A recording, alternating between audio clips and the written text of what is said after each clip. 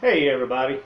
Once again, this is Guy with Newbee Bees. That's right, I am a newbie.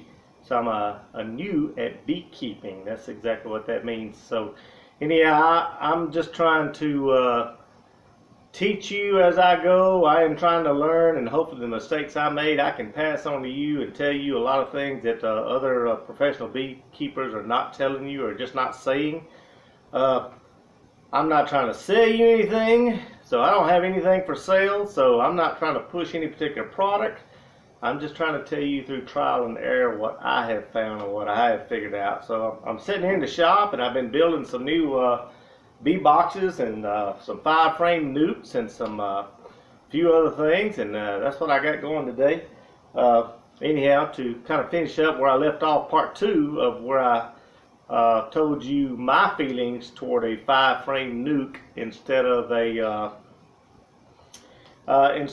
package of bees. That was in my first video. So anyhow, I got to finish my story. I got the wild bees from a friend of mine. I put them in a 10-frame nuke.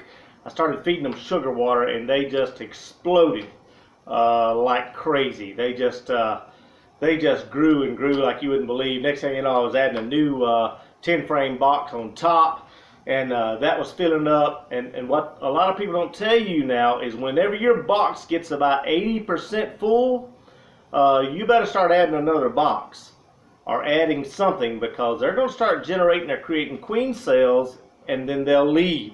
Half the hive will leave with a new queen because they've realized they have run out of room, and they're going to be searching for either a place to go or a place to build. So when you get about 80% full on your box, 80% of it's filled out, if you got 10 frames or 8 frames and 8 of them's filled out or 6 of them's filled out, it's time to look into adding that new box. So I was already added my second box. Everything was going great. They were just growing and just booming like crazy, and then they started creating all these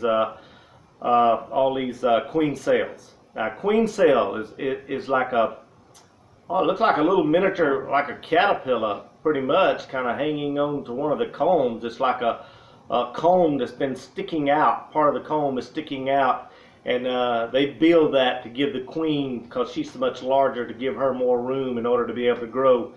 So that's called a queen cell. So if you don't get rid of those, either cut them out or do something with them, they will hatch, and that queen will leave, taking some of the bees with her.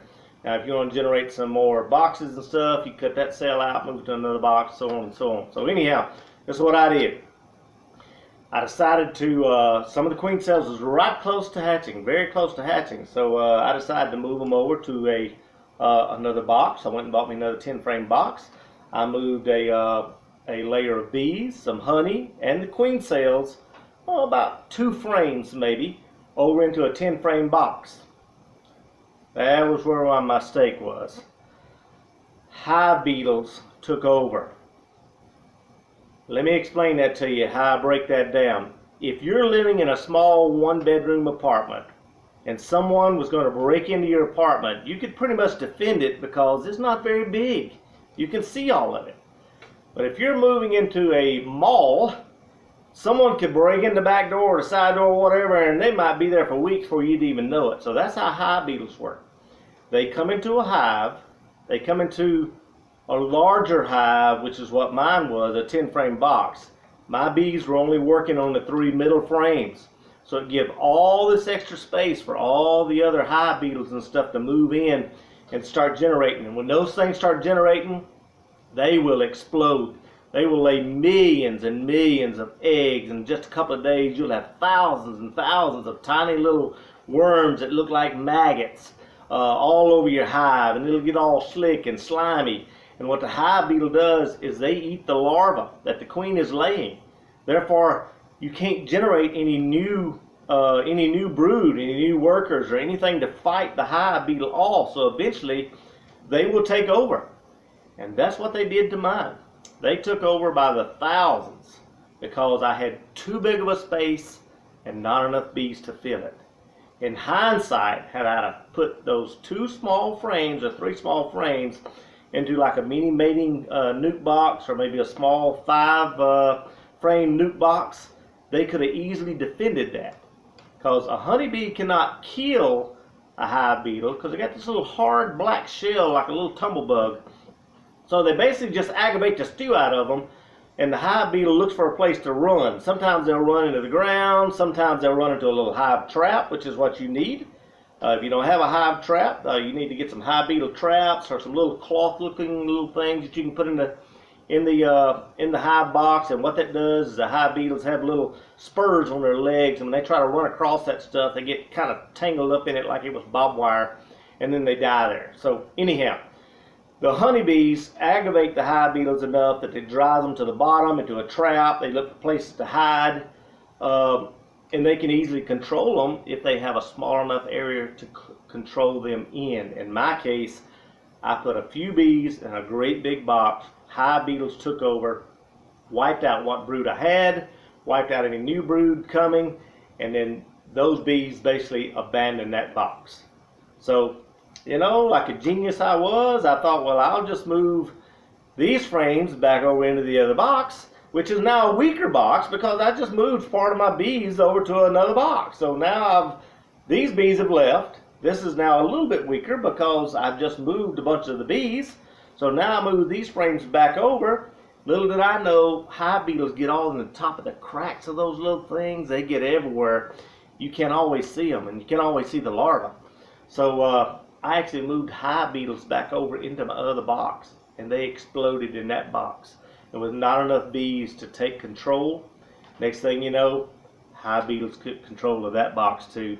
They weakened it so much that a swarm of other robber bees came in one day, and I'm out there and I'm looking at them thinking, oh great, my bees are doing great. They're flying in and out like crazy. They're going in the corners, they're going in the front, they're going in the back. They're doing great, they're surviving, they're doing fantastic.